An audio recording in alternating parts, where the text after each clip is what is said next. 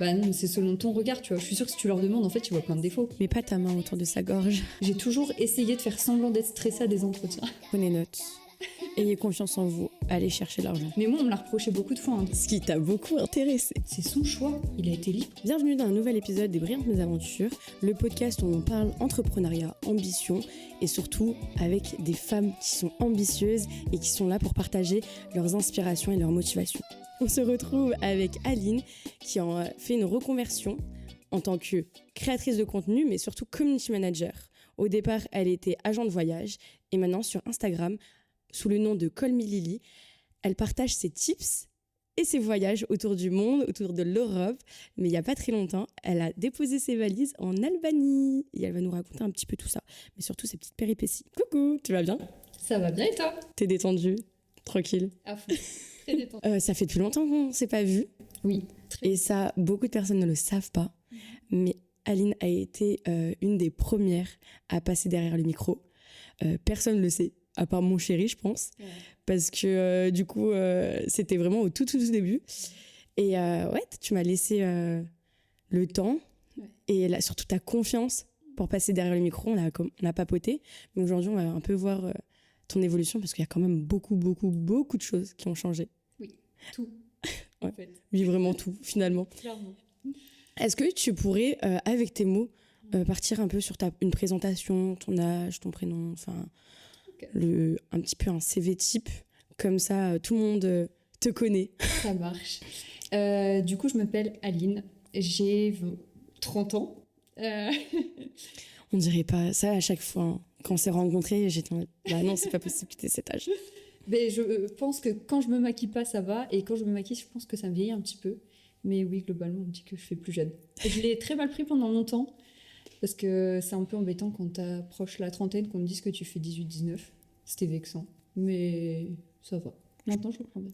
J'ai ce petit problème aussi. Ouais. Parce que beaucoup de personnes... mais en fait, tu manques de crédibilité. Exactement. Et de légitimité. Et en plus, en étant une femme, bah déjà, tout le monde te prend pas très au sérieux. Et quand tu ressembles à un enfant, bah, c'est encore pire. Exactement. Et du coup, ça me pose beaucoup de problèmes dans le monde pro. Parce que du coup, j'arrive, je donne des formations, je dis que je suis experte dans un domaine et je vois bien le regard des gens. Et du coup, je dis, ça fait 10 ans que je fais ce métier, j'en mets une couche pour bien que les gens comprennent que j'ai pas 20 ans. Donc voilà, je reprends ma présentation. Au tout départ, ouais. T'as fait tes études. T'as fait tes études dans quoi exactement ? Alors, j'ai fait plusieurs études différentes, mais j'ai commencé par le tourisme parce que j'aimais voyager, les langues vivantes, donc j'ai commencé par ça. Et ensuite, t'as fait ton bac, t'as fait un bac quoi ? J'avais fait un bac L à l'époque. C'était un bac. Ok, ouais, y a rien à voir. Mais quand même, on part sur les langues. Voilà, c'était le point commun. C'était ce qui me plaisait. Et puis bon, de toute façon, BTS Tourisme, t'as pas besoin de faire un bac S, oui. ES à la limite. Mais je préférais. Il n'y avait pas besoin de prérequis important. Non, et après, du coup, ton BTS Tourisme, tu t'es lancée en agence de voyage pendant plusieurs années. Et c'était génial, mais en fait, j'aime pas vendre. Je déteste. Je pense que je suis pas bonne pour ça, alors tout le monde me dit que ça s'apprend. J'ai un petit souvenir de cette conversation aussi. Mais j'ai pas forcément envie de l'apprendre, de toute façon. Donc, j'ai arrêté l'agence de voyage pour ça. Vraiment pour le côté vente. Pas du tout pour tous les autres aspects du métier. J'adorais tout, mais pas ça. Donc, parce que c'était quoi tes principales tâches dans cette agence ? C'était vraiment du conseil. C'était, il y a quelqu'un qui veut venir, qui veut partir en Espagne, par exemple. Il faut que je trouve le meilleur hôtel pour lui, les meilleures activités pour lui. Et c'était vraiment, on va dire un fitting client-prestation. Et il y avait un peu de sur-mesure aussi. De création de voyage de A à Z. Ça, okay. Mais en fait, tu faisais le taf d'une maman quand elle doit organiser un voyage pour toute la famille. Ouais, c'est ça, exactement. Le travail de toutes les mamans, tous les étés. Voilà. D'accord. Et après ça, du coup, la vente, t'étais à bout et tu t'es lancée en community manager. Non, en fait, après, je suis partie dans le social. Ok. J'ai repris des études dans le social pendant 2 ans. J'ai travaillé dans le social plusieurs années. Mais en fait, depuis le début de ma carrière, on peut dire, depuis que je travaille, depuis que j'ai 18 ans, je faisais déjà de la gestion de réseaux sociaux, j'aimais déjà les réseaux sociaux, etc. Donc, tout le long de mon petit passage dans le tourisme, dans le social, il y avait toujours ce côté communication, réseaux sociaux qui était en arrière-plan, qui prenait des fois plus ou moins de place, mais il était toujours là. Et après le social, je me suis mise à fond, communication, réseaux sociaux et tout.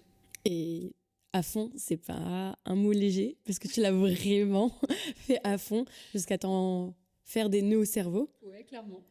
Parce que ça, c'est aussi un souvenir. Il y a plein de choses. En fait, on a vraiment beaucoup parlé durant le premier épisode.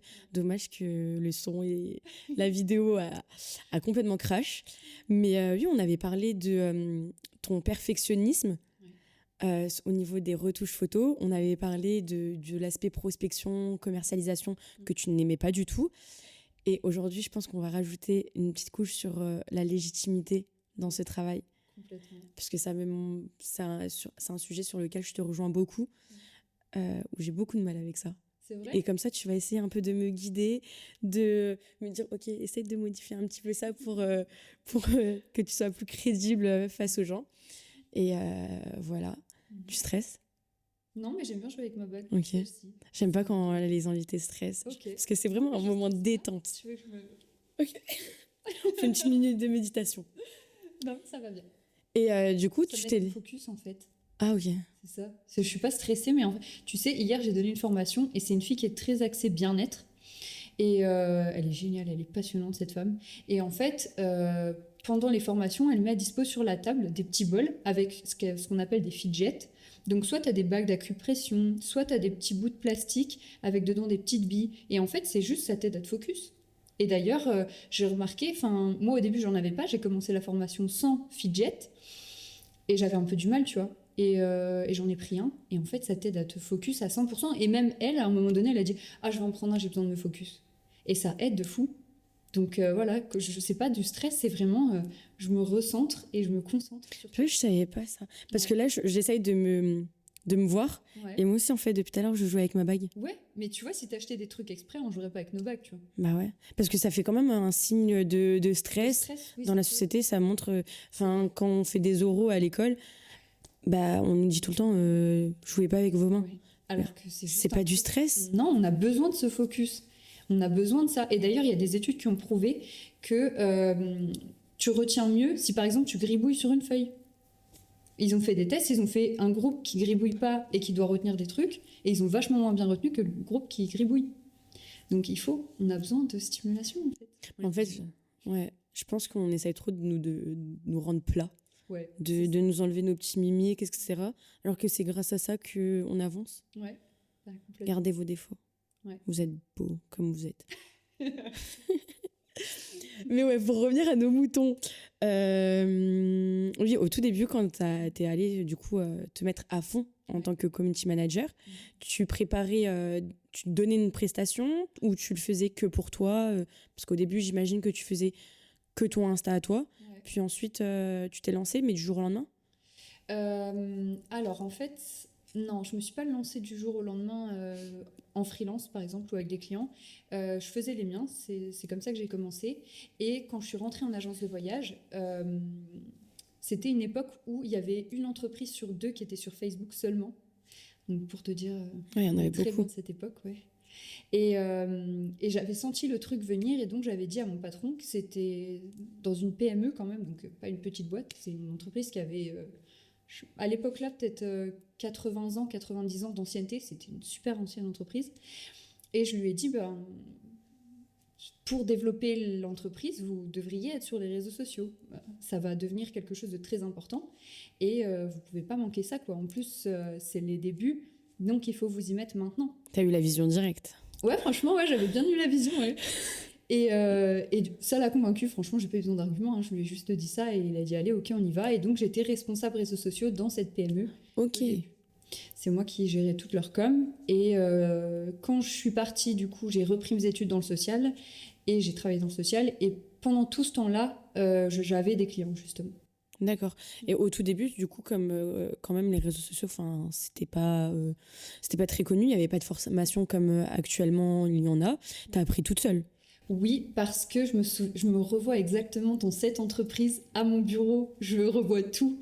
Je me souviens de l'instant. En fait, je me suis dit, qu'est-ce que je suis en train de faire comme métier? Je gère leurs réseaux sociaux, mais comment ça s'appelle en fait? Au moment-là, on savait même pas, puisque c'était pas du tout un outil. Même juridiquement, ça n'existait pas, quoi. Non, pas du tout. D'ailleurs, mon contrat n'a jamais mentionné ce poste-là, tu vois. Et donc, j'avais cherché un petit peu sur Internet et je me souviens, j'avais trouvé le nom quand même Community Manager. Et il y avait... Les anglophones toujours en avance. Voilà.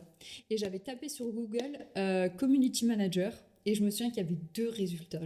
Enfin, il y avait plein de résultats qui sortaient, mais il n'y en avait que 2 vraiment qui parlaient de Community Manager, dont un qui parlait d'être Community Manager parce que tu pouvais travailler à distance et donc travailler dans le monde entier, être nomade et tout.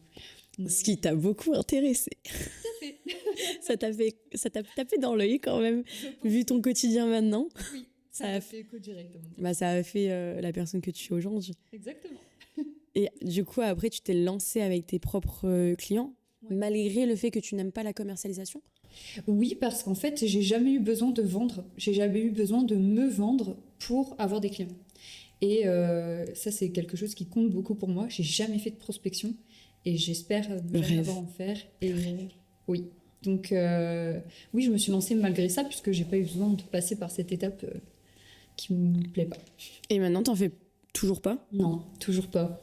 Tu les trouves comment, du coup, tes clients, sans prospection, Ils viennent vers toi? Ouais, c'est ça, c'est vraiment le bouche à oreille, c'est je connais quelqu'un qui connaît quelqu'un et les gens viennent vers moi et me recommandent comme ça. Ok, mais c'est cool. Ouais, c'est le rêve, vraiment le rêve. Ouais, je pense, ouais. On me dit souvent que c'est une situation sympa et je pense que je mesure pas trop ma chance parce que je me dis ouais, c'est vrai que j'ai de la chance que quand on me le fait remarquer en fait. Et tu penses que c'est grâce à quoi? Parce que t'es quand même sur les réseaux sociaux, t'as quand même une petite communauté sur Insta. Je sais pas si tu fais sur LinkedIn. Ouais, j'ai commencé il y a quelques mois, je me suis remis sur LinkedIn. Donc c'est même pas à cause de ça, c'est même pas grâce à ça que tu as des clients, c'est vraiment... C'est vraiment le bouche à oreille, je pense. Et c'est le réseau, parce que j'accorde beaucoup d'importance à l'humain. Pour moi, il y a rien de plus important que l'humain. Et du coup, j'aime beaucoup rencontrer des nouvelles personnes, échanger, discuter. J'avais créé un groupe d'entrepreneuses dans ma ville, par exemple.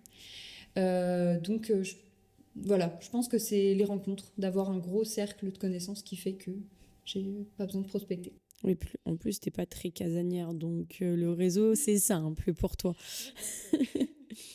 Et t'as fait le tour du monde, un peu, on peut dire quand même. Ouais. T'as fait quand même beaucoup de voyages par rapport à moi, qui, encore maintenant, a beaucoup de mal à voyager. T'as fait des allers-retours en Albanie. Ouais. Pourquoi l'Albanie? Je sais pas. J'y suis allée pour la première fois il y a 10 ans. Ouais, 10 ans. Et un peu plus maintenant, 10-11 ans. Et je suis tombée amoureuse du pays directement. Vraiment, je le répète tout le temps. Même là, j'ai des frissons en me disant, c'est vraiment ma plus belle histoire d'amour. Désolée à mes ex. Mais c'est vrai, c'est vraiment ma plus belle histoire d'amour. Et du coup, voilà, les années passaient, j'y retournais. Et au bout d'un moment, le besoin et le manque est trop grand. Donc, autant y rester, quoi. C'est dingue parce que t'as pas peur, en fait. Je trouve que t'es une personne qui n'a pas peur. Qui n'a pas peur de se lancer dans de nouvelles études, qui n'a pas peur de voyager, qui n'a pas peur de déménager à l'autre bout du monde, qui n'est pas très enracinée à un endroit. T'es pas une personne qui a peur. Non. Tu penses que ça vient d'où? Je pense que c'est le vécu. Je pense que c'est ma jeunesse et les expériences vécues qui ont fait que... C'est vrai, hein, j'ai peur de... Bon, ça peut paraître bizarre dit comme ça, mais j'ai peur de rien ni personne, quoi. Même dans la rue, bon bah voilà, hein, si je dois avoir un problème avec quelqu'un... T'es pas une personne angoissée? Non, pas du tout. Ces temps-ci, je rencontre que des personnes qui ne sont pas angoissées, et alors que moi, je suis comme ça tous les jours. Enfin, ouais, mais comment on fait? J'espère qu'on détend un petit peu, je sais pas. Mais moi, on me l'a reproché beaucoup de fois de ne pas être angoissée.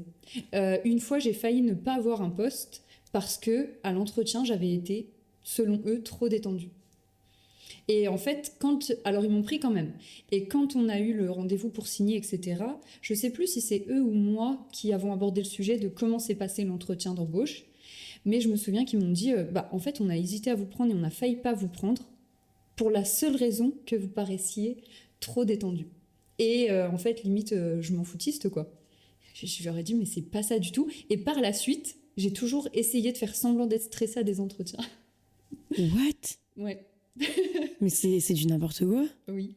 Bah, je pense, oui, que ça l'est. Après, je peux comprendre leur position de... Oui, parce que si t'es pas stressé à un entretien, alors que la majorité des personnes sont stressées, donc pourquoi toi, en fait, tu te prends pour qui? Ou est-ce que c'est toi, tu te prends pour qui? Ou bah, ça veut dire que si là, pour un entretien, elle est pas stressée, bah, demain, on pourra pas lui mettre la pression pour faire une tâche, on pourra pas... Enfin, elle sera pas une personne... Enfin, on pourra pas trop la... Peut-être, Tu vois? ouais.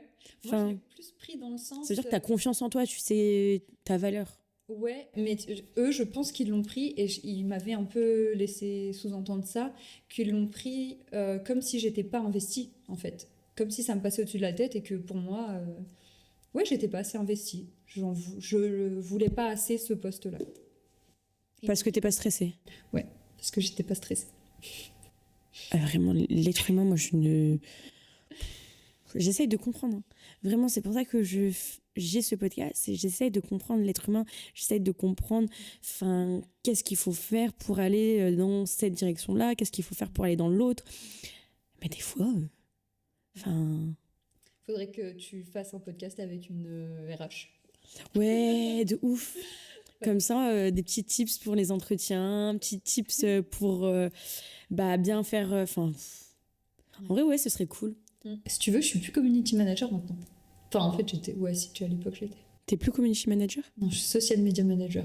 Ouais, c'est quoi la différence? Un community manager, et en fait, il y a différentes choses. Il y a content manager. Lui, il gère vraiment le contenu, normalement. Community manager, il gère vraiment la communauté. Donc, il a à cœur de créer une communauté, de créer du lien, de la confiance, etc. Et le social media manager, c'est vraiment un rôle stratégique. C'est lui qui établit la stratégie. Voilà. Ouais, mais on a des choses à apprendre. Ouais, c'est clair. Mais c'est en taffant sur le podcast, sur Insta, sur des différentes plateformes, parce que j'aimerais bien faire de temps en temps des live Twitch. Ouais, oui, parce que je veux pas être trop structurée par rapport à juste le podcast, juste l'entrepreneuriat. Enfin, moi, je suis pas que ça, en fait. Ouais. Moi, j'ai envie de jouer, j'ai envie de défoncer des têtes sur les jeux vidéo. Ah ouais. Mais oui. Oh, j'ai cru que tu parlais de Twitch pour le podcast. Mais tu vois, pas du tout. Mais les jeux vidéo, moi, je suis complètement folle. Je suis complètement folle. Et c'est ce genre de... Enfin, j'aimerais bien faire des live Twitch pour les jeux, le podcast, et aussi, du coup, le personal branding, parce qu'on n'arrête pas d'en parler maintenant. Est-ce que toi, tu saurais nous dire à peu près c'est quoi et nous lire un peu le truc de c'est quoi un personal branding, c'est quoi les conseils pour faire un bon personal branding? Je fais une séance de consulting actuellement. J'essaye de gratter des infos pour mon cas. Je suis pas la personne pour gratter des infos parce qu'en fait, c'est vraiment un métier à part entière. Malgré tout, toi, tu fais quand même un peu du personal branding, mais pour toi. Tu le fais pas pour les autres. Ouais, c'est ça. Mais ton compte Insta, il est bien structuré, hein, il est bien rempli. Ah ouais? La honte. Ah non, moi je démarre jamais mes clients avec mon compte Insta. Hein. Pas du tout, c'est brouillon. Franchement, moi perso, demain je dois recruter quelqu'un dans mon équipe. Je vois ce compte Insta en tant que vitrine pro ou portfolio, je l'embauche pas du tout. Et au bout d'1 minute, je te dis direct que je l'embauche pas. Allez, peut-être 2 minutes, le temps de scroller de... Tu te fous de moi? Non, je te jure. Ton compte, il est clean? Non, niveau pro, c'est une honte. C'est une honte absolue. Et donc, le personal branding, c'est vraiment un métier à part entière. Ça va être vraiment des brand stratégistes spécialisés dans le personal branding. C'est trop compliqué. Hein. On essaie de trouver des infos sur Google, c'est trop compliqué. Ouais, j'imagine. C'est des métiers très niches, on va dire. Mais pour revenir, tu vois, il y a le personal branding, il y a Twitch, il y a le podcast. Et j'essaye de structurer un peu tout ça, tous les axes, etc. Et voir à peu près la stratégie que je dois avoir, même si je le fais comme as. Ouais. Actuellement, ça se voit qu'il n'y a pas de stratégie, il n'y a pas d'organisation, il n'y a pas de trucs prévus, de programmation. Et c'est trop galère. Hein. Ouais, c'est très difficile. Quand tu me dis que ton Insta, il n'est pas du tout clean et c'est une honte. Désolée, mais moi, c'est quoi en fait? Moi, c'est quoi? C'est juste une petite crotte de lapin. Vraiment, je le vois comme ça parce que toi, ton Insta, il est hyper propre. Mais après, t'es très perfectionniste. J'y suis plus du tout, en fait. J'ai ultra travaillé là-dessus et c'était vraiment ça. Pour moi, le perfectionnisme, c'est une épine dans le pied. C'était horrible, en fait. Et déjà, au quotidien, ça me pesait d'être autant perfectionniste. Je voyais bien que je perdais du temps, etc. Et depuis que je le suis plus, mais quelle libération, quoi. C'est incroyable, j'avance plus vite, je me prends moins la tête, c'est une charge mentale en moins. Je l'ai remarqué aussi. Ouais. Et en fait, du coup, je travaille plus vite. Donc, et tu progresses plus vite. Ouais. Franchement, c'est... Donc non, c'est loin de moi, le perfectionnisme. Parce qu'au tout début, tu pourrais nous raconter comment t'étais? Parce que moi, j'ai le souvenir un peu. Ouais, c'était une catastrophe. C'était vraiment... Je pouvais passer mes 30 minutes à ajuster la colorimétrie. Ouais, les couleurs et tout, mais vraiment... ou même un élément sur un visuel au détail près, je pouvais y passer super longtemps. Avant, je mettais... j'irais entre 30 minutes, c'était vraiment un record, entre 30 et 45 minutes à faire une slide de story sur Insta. Ouais, en plus, c'est une story. Une story. Et ah non, c'était honteux, vraiment. Mais je te rejoins beaucoup sur que le perfectionnisme, en fait, c'est une épine dans le pied. Parce que j'essayais d'être parfaite pendant des années avant de lancer mon podcast. Ouais. Et quand je prends du recul sur ces années-là, bah, j'ai pas évolué en fait. C'est du temps perdu, quoi. C'est clairement du temps perdu. Ouais. Alors que quand je me suis dit, ok, bon, bah, ça y est, j'arrête d'être parfaite, j'arrête d'être la meilleure dans ce que je peux faire et de me comparer surtout aux meilleurs, ouais, mais c'est bah, j'avance. C'est pas parce que t'as des... En fait, justement, et maintenant, j'aime les défauts. Et maintenant, très souvent, je vois des défauts dans le contenu que je fais ou dans les contenus que j'audite. Et j'adore. Et c'est ça que j'aime. En fait, maintenant, je vois les défauts et je les laisse parce que ça rend plus humain. Et du coup, c'est pas que t'as pas évolué. Pas du tout, t'as évolué, mais moins vite que si t'étais pas perfectionniste, quoi. Tu vois ? Oui. Et t'es parfaite, en fait. T'es quand même parfaite. Mais t'es parfaite avec tes défauts, t'es parfaite avec toi. De toute façon, rien n'est parfait. En fait, c'est parfait selon ton regard. Quand tu dis, ouais, je regarde les podcasts ou les vidéos des autres et c'est parfait. Bah non, c'est selon ton regard, tu vois. Je suis sûre que si tu leur demandes, en fait, tu vois plein de défauts. Mais t'es parfaite. Je suis sûre qu'il y a plein de gens qui diront que tu l'es. Mais t'es pas parfaite selon ton regard à toi. Et c'est le regard qu'il faut changer. Ouais, c'est juste ça. J'essaye de le changer. J'ai accepté de me faire tatouer un défaut. Ouais, c'est-à-dire je pense que c'est une brillante mésaventure, mais c'est... pas trop une brillante mésaventure aussi. En fait, j'ai un petit tatouage, tu vois, ici. J'ai une petite étoile. Ouais. C'est mon tout premier tatouage qui a été fait au NPOC par une débutante. Okay. Mais vraiment débutante, carrément, bah, le tatouage, il était gratuit. Okay. Tellement que la personne, c'était une débutante. Ouais. Et dans un premier temps, je me suis dit, bon, bah vas-y, je veux que toi, tu me tatoues. Parce que tu débutes, j'ai envie de te laisser la chance, tu vois, de mettre ton expérience sur mon corps. Ouais. Et elle s'est loupée. Pourquoi elle s'est loupée ? Elle s'est loupée, en fait, quand tu vois, ici, il y a un petit point sur le trait. Ouais. Tu vois, il y a un petit point sur le trait. Ouais. Et elle est venue, elle fait « Ah merde, je me suis loupée. » Et j'ai regardé, je lui ai fait « Ah mais c'est bon, c'est pas grave. Ouais. Tu fais la même, mais en effet miroir sur l'autre trait. » Et déjà, du coup, le tatouage là, c'est vraiment un tatouage que je ne regrette pas du tout. Au contraire, j'en suis très fière et ça m'aide beaucoup dans la vie de me dire, ok, bon bah, l'imperfection, tu peux la créer en perfection en fait. Bah oui, c'est ça. C'est juste toi, de comment tu vois les choses. Et si tu as envie qu'une chose soit... En fait, il faut faire croire aux gens que tes défauts sont réfléchis. Tu vois ? Je sais pas. Oui, mais c'est se dénaturer. Tu vois, pour moi, c'est ne pas s'accepter. En fait... Mais tu vois, par exemple, là, on dirait que le défaut... C'est voulu. C'est voulu. Alors que de base, c'était pas voulu. Tu vois, le voir dans un autre angle, de se dire, bah ok, tu sais que ça, c'est ton défaut. Ouais. Par exemple, tu parles trop. Bah transforme-le en qualité. Crée un podcast. Ouais. Tu vois Tu parles de toi ? Un petit peu. Ouais, je suis d'accord, mais en fait, pour moi, et c'est pour ça que je suis plus perfectionniste et que je fuis ça maintenant et que je veux plus jamais l'être, et je pense que je ne le serai plus, parce qu'en fait, ce qui est parfait, pour moi, c'est plus beau, en fait. Ce qui est parfait, ça c'est trop lisse. Ouais, c'est trop lisse. Il n'y a pas de personnalité, il n'y a pas de vécu, il n'y a pas d'histoire. En fait, c'est nul. J'aime pas. Alors que tu vois, un petit défaut, ça va faire quitter.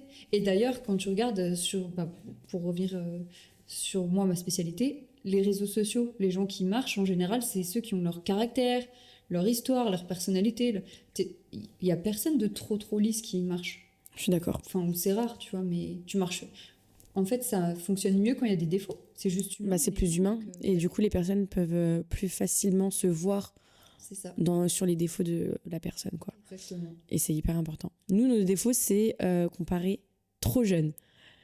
Ouais, clairement. Ouais, ça, c'est un défaut. Mais je pense qu'on le trouvera comme une qualité d'ici quelques années. Oui, c'est ce que je me dis. Enfin, je me dis, à chaque fois qu'on me dit, ouais, toi, t'as 18 ans.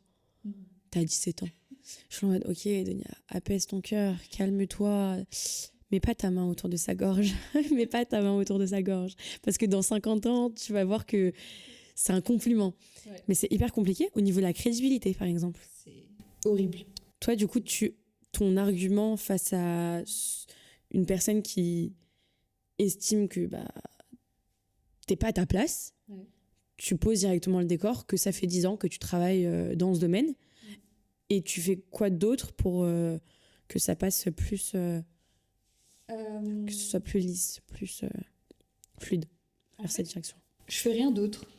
Dès le début, en général, quand j'ai en face de moi des personnes qui me connaissent pas et qui vont avoir besoin de ce que je dis, en fait, par exemple en formation, ou quand c'est des clients ou autres, je pose dès le début, ça fait 10 ans que je fais ce métier.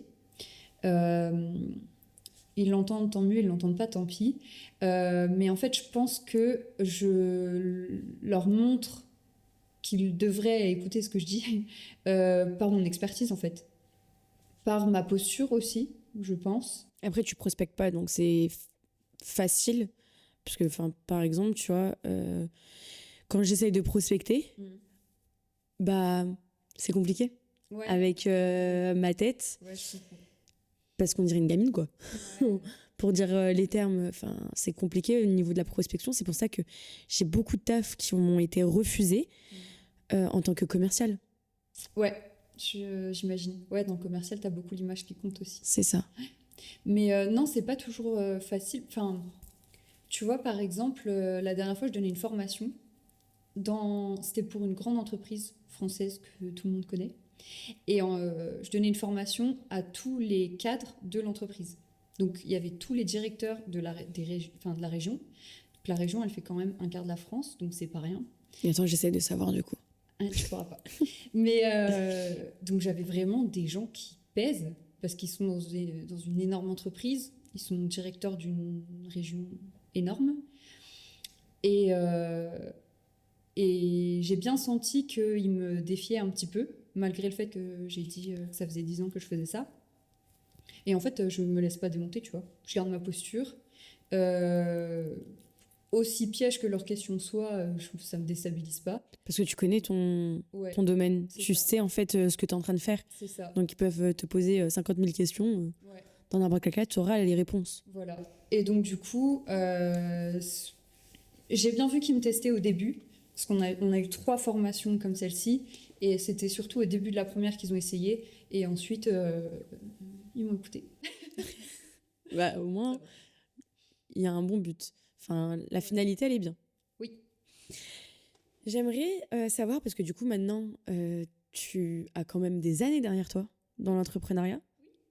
Je veux que tu me racontes des petites histoires, des petites mésaventures, des petites mésaventures de voyage, peut-être.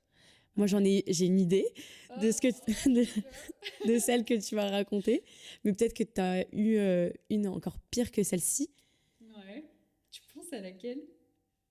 De la voiture. Au niveau de la caution. Parce que durant... Ouais, tout à fait. T'en as d'autres comme ça? Mais non, j'ai pas trop de poisse. Oh, si, j'ai eu Non, franchement, non. J'en ai pas d'autres. Parce que celle-ci, quand même... Elle a traîné. Ah si, j'en ai d'autres un petit peu. Toujours avec les voitures. Mince. Et avec des clients? Avec des clients. Dis-moi que t'as jamais eu de problème au niveau de l'argent, parce que ça, c'est quelque chose qui... Non, j'ai jamais eu de problème au niveau de l'argent avec les clients. Jamais, parce que je refuse catégoriquement de travailler sans avoir le total avant, en fait. Je sais, tout le monde ne fait pas ça. Mais moi, aussi cher que le devis soit, ça peut être plusieurs milliers d'euros. Je ne commence pas le travail tant que j'ai pas tout l'argent. Donc non, je n'ai jamais eu de souci du coup. Purée, mais c'est bien ça. Ouais, ça m'a jamais fait perdre de clients. Hein, donc voilà. Tant mieux. Prenez note. Ayez confiance en vous. Allez chercher l'argent. Ouais, je pense. Mais ça, je pensais pas que c'était possible, tu vois. Ouais. De demander l'argent complètement avant de donner le livrable. Bah, il faut le mettre dans tes conditions générales de vente, mais sinon, tu as le droit. Juridiquement, on a le droit. Ouais. Bah oui, parce qu'en soi, quand tu vas au supermarché, tu payes et ensuite t'as ton truc. C'est ça. Pareil. Et au supermarché, tu ne demandes pas à payer la moitié après. Donc, Ouais. si tu as bien aimé ce que tu as acheté ou pas. Donc, non. Tout travail mérite salaire. Je veux être payé et c'est non négociable. Mais en vrai, je pense que dans l'entrepreneuriat, on banalise trop l'aspect là financier, tu vois. Enfin, Ouais. c'est quand même ça qui te permet de te nourrir. Mm. Et malgré tout, des fois, surtout, je pense que comme on est des femmes, on a du mal à aller chercher l'argent. Moi, je sais que sur mes tout premiers postes, j'avais du mal à demander l'encaissement. Ouais. Alors que, t'es vendeuse, Oui. t'attends quoi? Oui. Claque le TPE, en fait. Ouais. Tu vois, enfin, ton poste, tu es payé pour claquer le TPE, donc va claquer le TPE. Ouais. Mais j'avais quand même du mal. Ouais. Et maintenant, le fait d'être vendeuse, etc., bah, j'ai moins de mal. Mais à travers un mail, à travers des factures, etc., c'est... Bah, je trouve que c'est particulier quand même. Ouais. Ouais, après, surtout que moi, c'est jamais des petites factures en soi.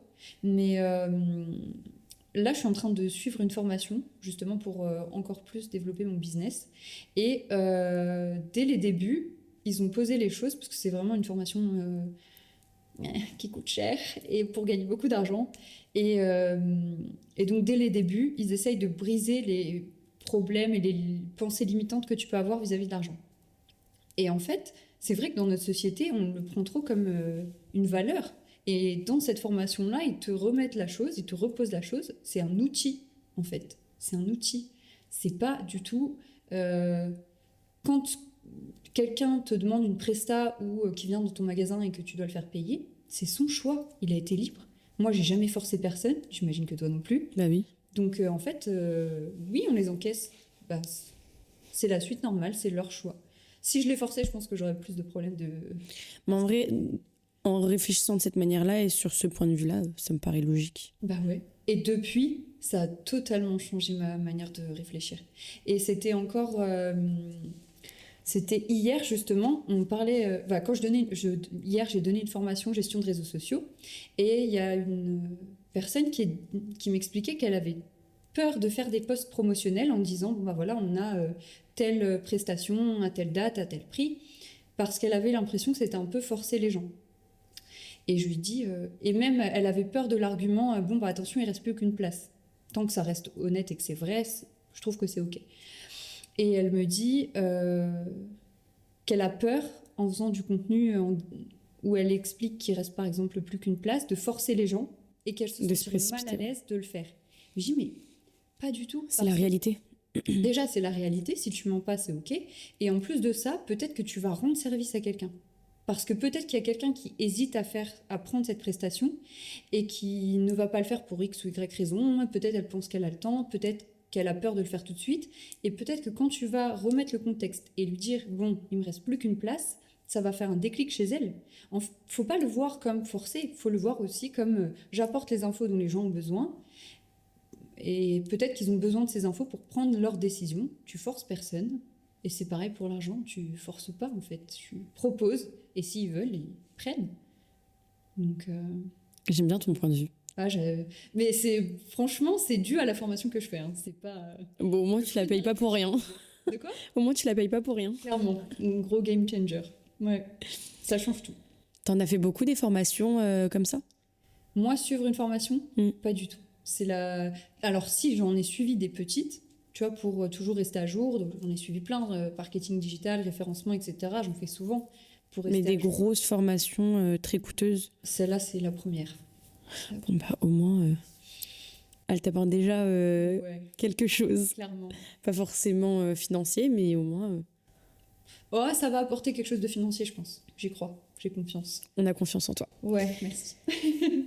Actuellement, du coup, pour restructurer, qu'est-ce que tu proposes à tes clients? Alors, maintenant, je propose uniquement du social media management. Donc, ça va vraiment être de la stratégie réseaux sociaux. C'est vraiment ce que je préfère. Donc, je peux proposer de la presta en stratégie seule, mais plus jamais de création de contenu pur et dur. Voilà, je tiens à toujours créer la stratégie. Et je propose de la formation en gestion de réseaux sociaux.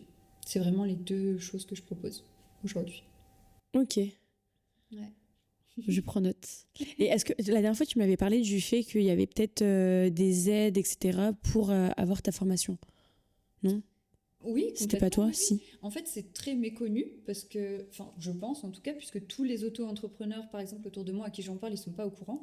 Mais quand on a son auto-entreprise et qu'on est ouvert depuis l'année d'avant, en année calendaire, on a le droit à un fonds de formation professionnelle. On cotise à l'URSSAF et donc on a tous un budget pour se former. Et c'est un budget annuel, donc chaque année on peut l'utiliser. C'est pas comme le CPF par exemple où il faudra du temps pour accumuler. Voilà, on a son enveloppe par année pour se former. Et ça, il y a plein de gens qui l'ignorent. Bah, j'adore cette information. Oui. J'adore qu'on puisse terminer sur ça. Parce que là, c'est bon, c'est l'heure. Et c'est hyper important. Peut-être que des personnes viendront vers toi pour la petite formation. En tout cas, moi, je prends note. Dès que j'ouvre mon auto, je fonce. Bah après, un an après, du coup. Ouais, c'est ça. Si tu l'ouvres en 2026, tu pourras avoir ton budget qu'en 2027, par exemple. J'arrive pas à la créer. J'arrive pas. Pourquoi? Psychologiquement, j'y arrive pas. Mais pourquoi? Je sais que si je l'ouvre, ça va m'ouvrir des portes. Oui. Mais malgré tout, pourquoi? j'y arrive T'as pas. peur de quoi? C'est comme le voyage. Je n'y arrive pas. Mais t'as peur de quoi? Je sais prendre un billet. Ouais. Je sais que si je pars dans un autre pays, je sais me démerder. Mais qu'est-ce qui te freine? Je sais pas. Okay. Je vais en parler avec ma psy. Non, je vais parler à Jiminy. Parce que j'ai pas d'argent là pour la psy. Moi aussi, j'ai pas d'argent. On a des séances gratuites. Mais tu sais que la dernière fois, j'utilise Gemini pour parler anglais. Oui, c'est une bonne idée. Tu lui dis, ouais, vas-y, viens, on papote. Ouais. Et il vient, il te parle. Il te pose des questions. Très bonne idée. Et que tu dois parler en anglais. Ouais.